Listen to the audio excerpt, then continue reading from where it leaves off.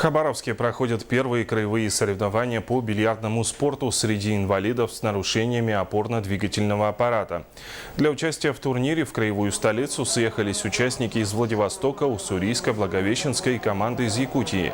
В Якутске предварительно провели отборочные соревнования, по результатам которых сформировали сборную из 5 человек. В составе команды титулованные участники, такие как Алексей Григорьев, занявший 3-е место на чемпионате России по русскому бильярду. 2 года назад на соревнованиях в Благовещенске в финал вышли исключительно представители Якутии.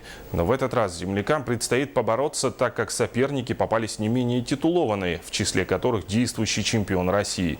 Поскольку соревнования не входят в календарный план Министерства спорта и Общества инвалидов, участники самостоятельно выехали на 2 машинах и преодолели более 2500 километров.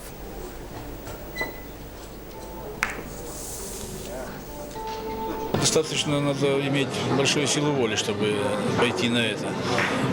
Я уже отметил это и на построении, что ребята приехали, в общем-то, издалека, 1000 километров надо проехать только по грунтовой дороге на машине. Но, тем не менее, команда Якутска здесь, будут бороться. Я думаю, что покажут результаты, так как ребята выезжали и на чемпионате мира уже играли, то есть есть свои чемпионы, есть свои хорошие спортсмены. Очень приятно, что команда Якутска с нами.